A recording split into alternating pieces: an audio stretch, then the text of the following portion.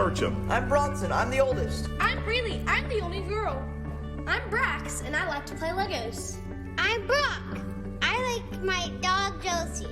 I'm Graham, and I like Josie and Darkins and anything else including football. And this is The Podcast. Join us each week where we're going to cover topics like faith, family teams, mindset, legacy, our everyday life with our kids. And so much more. Join us each show as we sit around our kitchen table talking about what's important to our family. Hey everybody, welcome to episode 1 of Team Burcham, the podcast. I'm here with my beautiful wife, Miranda, and each week we're just going to talk about fun things that our family does, different things that are important to our family, and just what we're really excited, what's going on in our life. Yeah, we feel that we don't even have to script this too much because we always have so much to say, or at least I do, because I think women, we have a lot to say. How many more words do we have than men? It's like... I don't remember. It's women, they say, is like some, these numbers will be wrong, but 20,000 to a man's 5,000. Yeah, something like that. So I have a lot to say. So Bubba's like trying to script me, and I'm like, I can't do it. I can't be caged in, honey. Let's just let it go. So we're so excited to talk to you, and it's our first podcast, so yay. I'm so excited. This weekend we went to a Little League wrestling tournament. These are first graders, kindergartners, all the way up, and we had our twins with us. We got 5 kids, 3 biological, 2 adopted twins, and the twins, they've been wrestling this season, having a lot of fun, going out and wrestling, practicing, doing all those things. And so tell me about your emotions going through this wrestling tournament. What was that like? Man, you wrestling moms, can I get a shout out? I think that we need an award, honestly, for enduring wrestling season, because we have a 16-year-old that wrestles, and man, that's a whole different ball game. And then these 6-year-old twins that wrestle, and it is so nerve-wracking.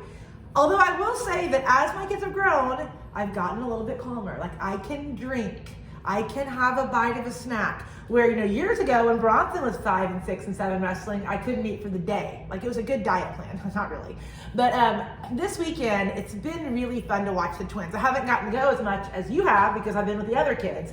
But really, our daughter, our only daughter, had a basketball game, and I usually help coach those, but I didn't because I thought I need to be with my twins, and they wanted me to come. And so I was really excited, and it's easy to be excited and not as scared because they're not scared and they're so excited. All they want to do is play with their friends, run around, have snacks, and so it was a really good time. When our oldest was little, he would sit at the wrestling tournament. He would just sit and ponder and wait and wonder, who do I have, Dad? Who's next? Can I beat them? And that's all he would talk about. He would just sit there the whole time, and it was nerve-wracking for us. So it wasn't a whole lot of fun. But the twins, they view it as a great play day, and they're there with their buddies, just hanging out, having fun. And before we go, I take them down to the mat before they wrestle. I pray with them. I talk to them about I want them to wrestle hard. I want them to be fast, be active. I want them to have fun. That's all I really talk to them about. I tell them I don't care about the result. I care about how you get out there and perform. I care about your effort, your attitude.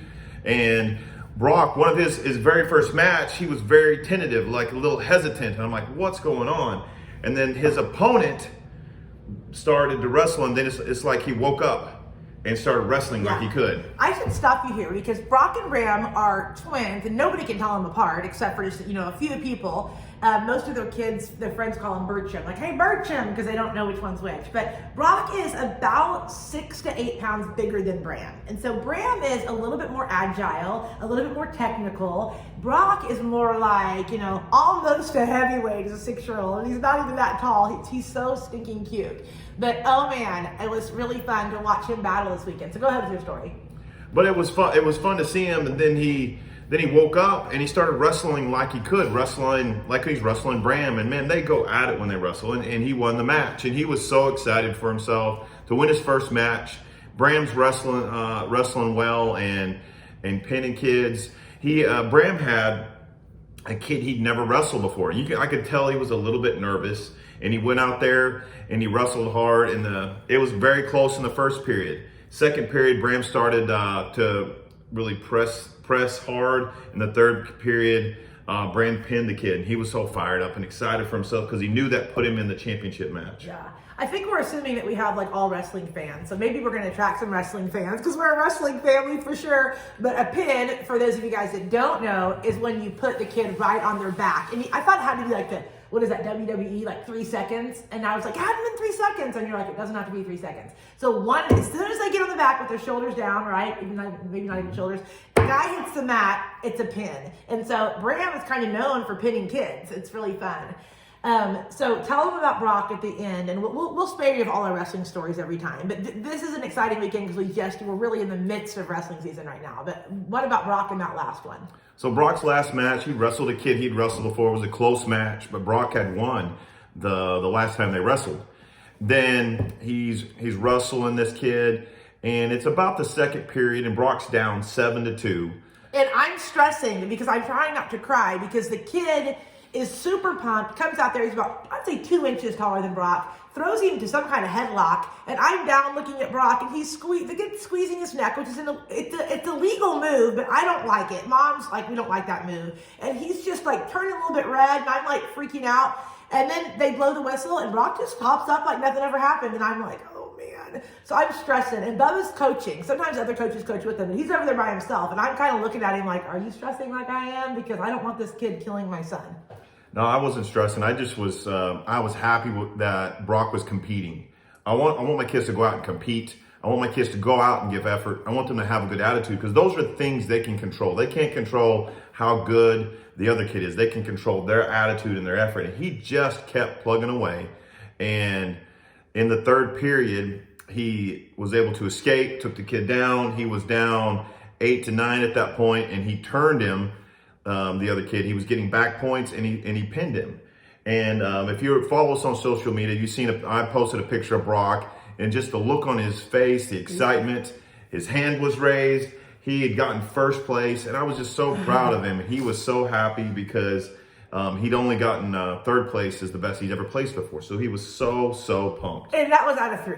He placed third out of 3. Yeah, there was more than that. Okay, but I mean, let's just be real here. Technically. Like, the first time he ever got third, he was so pumped. There was only 3 kids in his bracket. And Bram got second. Well, there's only 2 kids in his bracket, right? Like, so, okay, you're talking about that. let's like, this is a really big deal for our kids. But I love what Brock said to me because I said, son, what were you thinking when you were down? That kid just really got after you and pinned you and squeezed your head, and what were you thinking? He said, I wasn't thinking anything, Mom. I was thinking about wrestling hard and having fun, just like Dad said. And it really made my heart like just so happy because sports are not life. And I feel like in the Western culture, I won't get on a tangent today, but I feel like sports are so much, and we love sports too, and we were both Division I college athletes, but sports for me, for my kids, is showing them how parallel it is to life. To compete, to not be able to control your circumstances, but to go out and give your best, to get up after you've been knocked down. But for my 6-year-old to not have that pressure on him of, I was getting nervous, Mom, I wanted to win so bad. I just kept wrestling hard like Dad said, and I had fun. And I thought to myself, like Dad said, wow. So what are the most daddies saying out there to their kids? And I'm grateful, and that's one reason I'm happy we're doing this podcast, babe, because you speak such life into our kids, and you're such a competitor. I'll cry, first podcast. But you love our kids so much, and you understand it's more than sports. And so I love that they have the role model in you. So whenever I got to coach Braxton, our 11-year-old, when he was 5 and 6 years old. And I'm coaching 5 and 6-year-olds. And at that time, I had coached collegiate football. I had coached high school football. I was a head high school football coach. And had never had an opportunity to coach little kids like this. And so I was praying, how do I make an impact for the kingdom of God in these moments? And so I paused and I said, I want you guys to do 3 things. I want you to be brave. I forgot what the other one was. Have fun. Be brave. Have fun. Compete, was it? Try hard. Try hard was the first one. Okay. You better start that one over again. To try hard was number 1. It takes no talent to give effort. Number 1 was to try hard. It takes no talent to give effort. And all that you do, you go out and you can outwork everybody. I don't care in the sprints. This is talking generalities, not just to 5 and 6-year-olds. I don't care in the sprints, if you win the first one or the last one. I care about the ones in the middle when everyone is kind of giving subpar effort. You give your best effort every time you go out there, so try hard. Number 2 is be brave. Bravery is not the absence of fear. It's even in the face of fear, you do what your coach asks you to do. You give good effort, you try hard, you do something a little bit afraid. And then the last thing is to have fun. If you're trying hard, if you're being brave, if you're having fun, if you're having fun, then it's going to be worth it in the long run. You may not be the champ, you may not be the tip top, number one best at what you do, but you could have an enjoyable experience and learn something like it, because competitive youth sports, let's go over that just for a second. It's youth, it's kids, competitive, they're competing, it's temporary. And most of them, by the time they're 14, 15, that part is ending, and it's into school sports.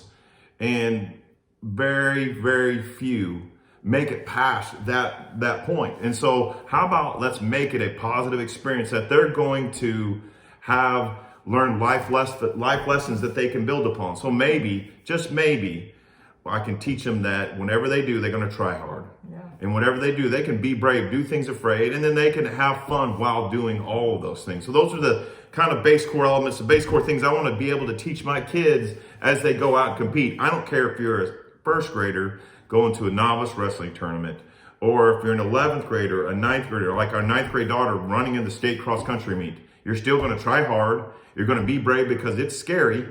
But if you do well, you go perform, you do what you want to do, it's going to be fun.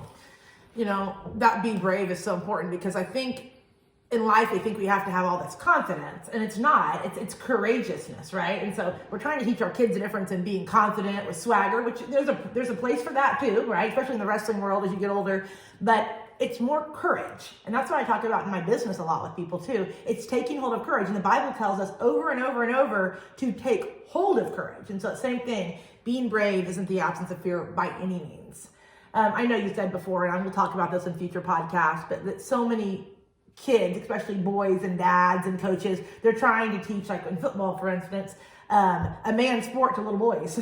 And although there's a place for football for little boys, I know that, it's more about not the technique of football or technique of wrestling, but these principles. Would you not agree? Yeah, it's so much more of a contest of wills, a contest of how bad you want to win versus how well you execute the game plan, or how well you run your plays. And so that's why teaching them fundamentals is far more important than teaching them X's and O's, where little Johnny's supposed to line up versus how little Johnny's supposed to do it. Right. Another thing I'll say here is, Bub and I are so competitive, but I feel that, and we haven't always been perfect by any means, but we've done a great job. Like, we're not training our kids to be college athletes or even high school athletes. We're training them to be fierce warriors for God and to do the things the way that we know that they need to be done. But one thing that I have been so admirable of you about, when our kids mess up, they don't look over at you and see you like nod, shake your head in disgust at them. I've never seen you visibly show disappointment to kids. And maybe I've done that at times in basketball, coaching Breeley, although she's such a competitor that I'm so proud of her. But I love that, and I want more dads to do that. It's not about, oh man, you got, reversed, or you got taken down or pinned. Oh, I'm so disappointed. It's always been with you, not the outcome, but I'm so proud of the way you competed, son. I'm so proud of you, honey, for the way that you do what you do. And I wish we could make a shift as a culture with that. And that's one reason I'm so excited to do this podcast, because it's worked, and it's worked for our kids, and it's worked. We're both coaches. We've been coaching for a long time, and it's worked for kids we coach, and they've been appreciative of that. We've gotten so much positive feedback with parents, right? Because of the way we coach their kids. And I think it's never showing disappointment or disgust in kids by any means. And I see that with especially dads, and it makes me sad. Yeah, and I would say this is that when I was coaching college and I was listening to the more experienced coaches about how to recruit when they're looking at film, I said it's easy to look at a highlight film and know when a guy can play and when he can't. But the hard part is that a guy you want to recruit? You want to see an offensive lineman in recruiting. You want to see him miss a block. You want to see how he reacts to that the next play. You want to see in basketball, you turn over the ball, somebody else has a fast break. Are you going to chase him down and try to make the play? We want to see how you react to your setbacks?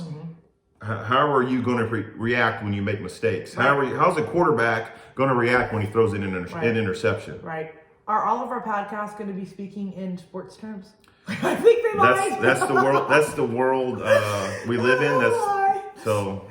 We're like giving you all these examples, but I know that there's going to be things in our life, and we have had so many things that have set us back. And I'll talk about in some of these future podcasts what my life's looked like business-wise, and how I've had so many setbacks, and how I've laid on the floor, laid on the floor in fetal position, like literally crying, like, can I do this?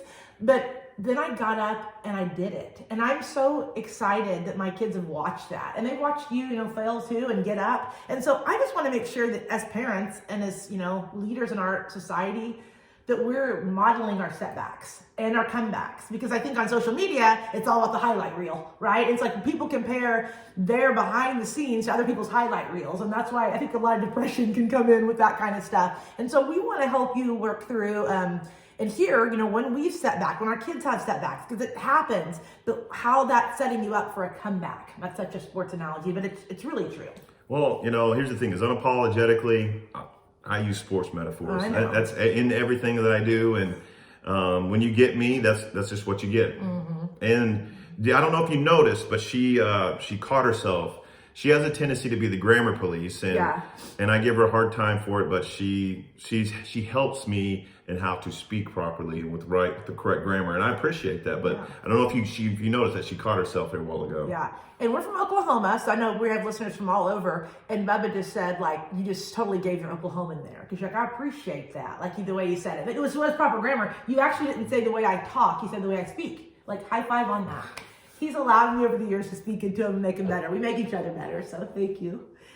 I was just going to say, this can be 50 episodes probably, but I just want to touch on this because this is something that I know you're so passionate about. And that is modeling how to raise godly men and women. We have one daughter, obviously, but something I said to you years ago sticks in my mind. And I've seen you go to work on it since then. And I think that this is a gap for many people listening. And so I want to bring it up here in our very first episode. And I remember looking at you, we just first got married, or maybe we hadn't even got married yet. But I said to you, like, babe, you're such a good man. Like, I just love you. You're such a good man. And do you remember what you said back to me? At the time, I think we were about 24 years old. So we were married. We were married, which means I've talked about this before, so I'm going to give a little bit of a background with this. Okay. Whereas we were married, I had chosen who I was going to marry, where I was going to go to school, what my profession was going to be, where we were going to live. All those are not boy decisions. All those are man decisions.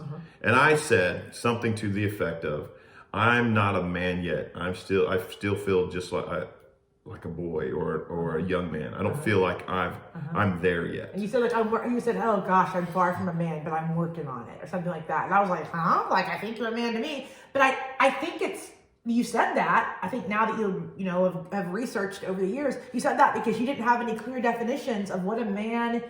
You didn't get called into manhood. Yeah. Two things I would say to that is one is as a Western culture in America, what we don't do a good job of is clearly define to young males what a man is and what a man does. And that is so much. It is the father's role. It is the male leadership's role in his house. I had my mom and dad divorced when I was in the 8th grade, and I had men at my church that modeled that for me. I didn't realize it at the time, but now when I'm 42 years old, looking back, I can see the men in my life that modeled it for me and try to teach that to me. So one is to help men, young males, understand what God expects of a man. And two is they need a clear defined time of a landmark time, a pillar that you can return to of a rite of passage on when you are welcomed into the community of men. And those are two things that I was missing. Even though I had made all those man decisions, there were the clear things that I was missing. And so for you, whenever you saw me growing and changing as a man, how did that make you feel? What did that do to you as a wife? When you saw me researching it, when I would go to the men's fraternity groups, up at church with Jimmy Carter and those guys Right. at church. I don't know if you remember those Oh, times. I remember it. I remember how hungry you were. I remember, some of the best times in my life is when I walk out because I don't want to be this way. It's a New Year's resolution, but I'm like the last one out of bed in my house. I don't get it. Like, I mean, I'm not sleeping in until 9 a.m. But I'm telling on myself here the first episode. But like, I try to drag my little hiney out of bed by 7 a.m. 6:45, and my goal this year has been to be up before anybody, which is like, how do I get up before you? Because I feel like you're Buddy the Elf and you're like, I got a great 45 minutes of sleep last night. I mean, that's sad. That's Bubba. But I love waking up and seeing you at this table right here, sitting here studying God's word. And, I've had a lot of mornings woke up through that. And all those years ago, gosh, we've been married 19 years in June. Those early years married, that's where you're planted. And I think that as a wife, I had so much security in that. Like, wow, my husband wants to get better. And what it made me do is it made me want to get better. Because I'm going, I always told you I hold you on a pedestal, which I know is not always good, but you're such a hero to me. And so to see you continuing to work on yourself is humbling as a wife. And it's also exciting. And I'm so grateful that my kids have you as a dad. I say that all the time. And if I was to be honest, the number one reason why I want to do this podcast is I want other parents, moms that are single, that are raising kids, that don't have a dad around, or whoever, or dads or stepdads or mentors in the community, to understand these rites of passages and showing people how to raise up godly men and women like you're doing with our kids. Like, I hope I'm a great mom to our kids, and I believe I am, but the mentorship you give our kids is like, other kids are not getting that. Very few are. And so if we can evoke, or if you can evoke some of that knowledge to our listening audience, that's awesome. Now the jury's still out. Our kids aren't grown, but we have awesome kids. And so much of that is because they are confident, and they are courageous, and they are brave, and they also know that their dad has their back, but they also have such a respect for you, and they want to do what's right and grow in wisdom and stature in favor of God and man, like we always say over them. And that's a lot of because how you walk, babe. And I'm serious. I tell you all the time, but like, it started with you going, I need to learn how to be a man. Like, that's where that started, that conversation. That's why it's in my head so much. Yeah, and so we call this Team Burcham because it is a team. It is a combined effort. It's Miranda and I together. It's us together doing this.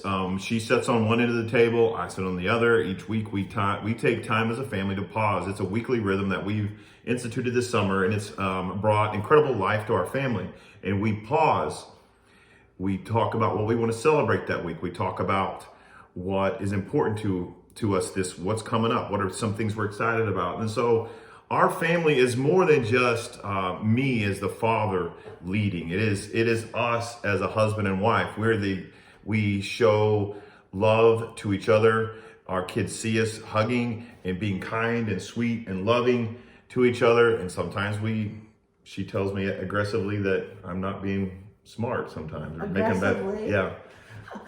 You think, but oh my, he's hard on himself. Like, he spoke at our church this last weekend, and he was like, man, I was building this pool this summer, and I just wasn't being a good dad and husband. And after, I'm like, you need to define what you think's not a good dad and husband, because on your worst days, you're better than anybody else I know. Well, I wasn't very fun to be around. Well, he was like so focused on the pool every second. Yeah, so that wasn't great. But I aggressively, let's define that. Let's just stop for a minute. What do you mean I aggressively? You told me with enthusiasm and excitement how I could be better. Oh yeah, well I think that's maybe one of the wife's jobs. Okay. That is your role, and that's a good thing that you do, and I appreciate that.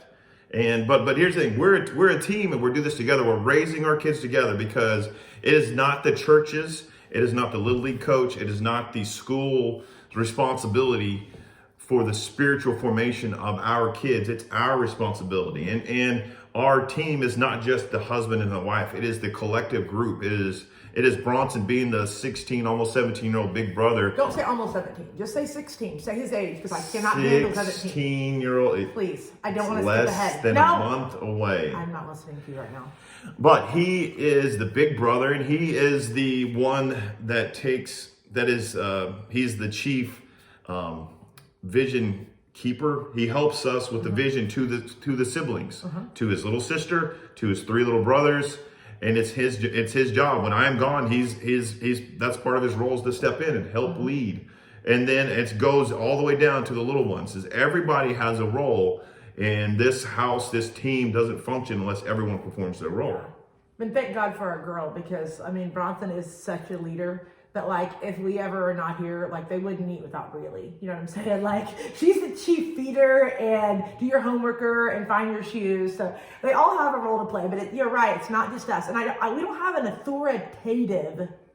We don't have authoritarian household, like where we are the rulers over our children. We also don't have one that everybody, we're all just, it's not a democracy, right? And we say that to our kids either. Definitely not a democracy. But I do think that, we do listen to our kids, and we do take their feelings in account and their ideas into account. And so I love that it is a team, and we want to work and extend our Team Burcham to, whoever wants to listen and whoever wants to kind of get on board with just implementing some of the things we have that we feel like have really worked. And some of them aren't. It breaks my heart, because I feel like some of these people that are going to be listening are going to be single moms that go, that's great, Miranda, I don't have a husband like that. Or people that are married that are still like, I don't have a husband like that, he doesn't lead at all, what do I do? And so hopefully we can glean some insight. I'm not saying that we know everything on that subject, but on to how to raise awesome, godly kids in this team structure that we have, if you don't have maybe a willing participant in a spouse. So I hope that everybody can feel encouraged from this podcast. Yeah, I feel that my mom did an amazing job in instilling the correct and good things in me. She was a tough and strong and loving and kind mother, and she surrounded me with great men that poured into me. And it was a collection of the coaches. It was the collection of all these people that did these things for me. And it is possible to do those kind of things. Yeah, I think it's harder. I mean, I was raised by a single mom too, and my dad got more involved as I got to be a teenager, but my parents got divorced when I was 6. But man, my mom was an incredible example and leader in our family, doing it all, really, and raised such a, I feel like somebody, I believe in myself so much, and I know it says life's word she spoke over me. So you can do it, singly. But one thing I will say too is, you don't have to. Like, one of my hearts is part of my heart is to be able to step in, like in our community, and having kids over, to speak life into kids, to come alongside single parents or even parents that are married. We want it to be not just the Burcham family. I've always heard this quote: good families, they take care of each other. They take care of themselves. And extraordinary families, they take care of others also. And that's what we want to be. We want to be an extraordinary family that doesn't just focus inwardly, but focuses outwardly. And if a lot of us can start doing it, which I know there's people that do that even better than us, what a world it could be, right? And so we definitely want to talk about some countercultural things and not looking just inwardly. And I'm excited about that too. Yeah, so what are... For you, what are some things this last week that you want to celebrate? And then what is something that you're looking forward to this coming week? That's Bubba's favorite question, you guys. So at our family dinner, which we'll talk more about, but we do that on Saturday nights or sometimes Sunday. And it's a time where I wish I was like Betty Crocker, and I'm getting better. Pioneer Woman has helped me. Reed Drummond has helped me learn through videos and pictures how to cook. But sometimes it's not a home-cooked meal. Sometimes it is. And this is the best it's ever been, I will say. But sometimes it's carry out or whatever. We sit around our table, and we don't always just have us, right? We have sometimes our parents are in town, which we love, or family and friends. But we always ask these questions at family dinner. So the first question is, what would you ask me? What do you want to celebrate from last week? What happened last week that was really exciting, something that gave you life, something that you want to celebrate? Oh, man. Well, I'll have to say 2 things. One, I do Arbonne, and it's a network marketing business that I love. I've been doing it for almost 16 years. 16 years next month. We need to have like a really fun episode about that next month for my 16th anniversary. But we came out with these things called Rosé Champagne Fizz. And oh man, we had an epic day having people buy those. So I love that. I want to celebrate that. I want to celebrate that volume that came in and people that are starting to love Arbonne more and more. And number 2, both my twin baby boys, 6 years old, my little redheads, both got first. And boy, they're happy about their fidget spinner medal. And you've got to put up their medal thing, babe, their medal hanger. Like, they keep asking you that. So that's a reminder. But I'm so excited that they won that. That was such a victory for them. Just a moral victory. How about you? I really enjoyed this last Sunday morning. I got to preach for our pastor was out of town. I got to preach, and it was just an experience that I had. I got there an hour early from 8 to 9 at church. The worship team rolled through their set. They talked through that. And it was a good time for me, my heart to just be around that spirit of worship, to hear them warming up and practicing and going through their songs.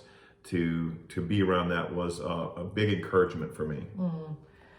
Man, and you had big shoes to fill, because our pastor at our church is literally one of the best in the world. What do you say? Yeah, I may have spoiled us though by going a little less time than he normally goes, but you never even notice it because he's so good and so passionate, and man, he has a cool story.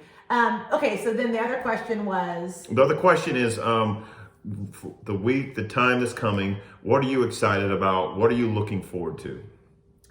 Well, I feel like all of our listeners this first episode are going to be like, they're obsessed with sports. But it's because we're in like peak season right now for basketball and wrestling. And although cross country season is probably equally as obsessive for me, but I love it, not for just the competitiveness, but for the kids and for what the influence that I get to have in their life.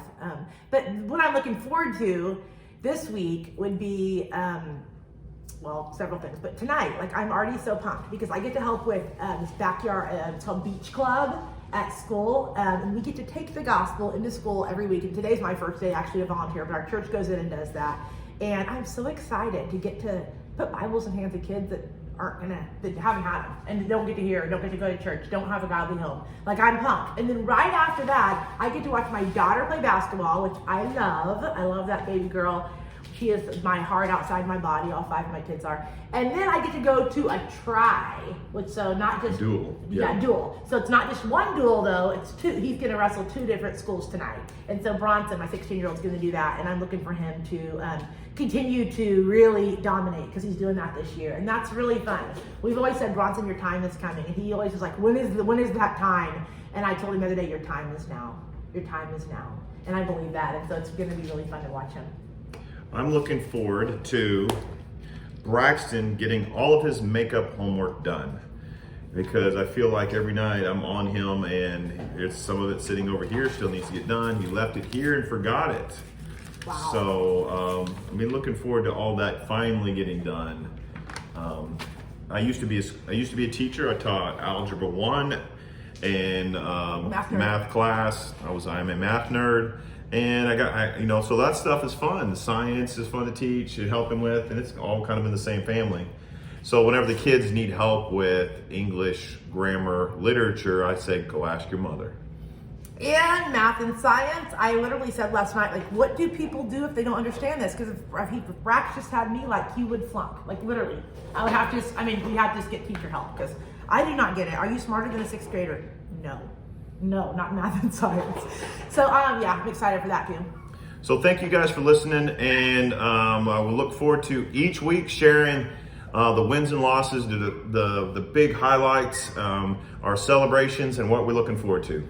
Yeah, so signing off, I don't know if you hear our favorite new present in the world. She's yelping right now. It's Josie Rosie. It's a teacup Yorkie that we got for Christmas, and so she's over here crying. It's a great time to end the podcast. See what she's into over there. Yeah, we'll see you guys later. Thank you for listening to the podcast. Please rate and review it. Follow my mom and dad on social media from Instagram to Facebook. Thank you for listening.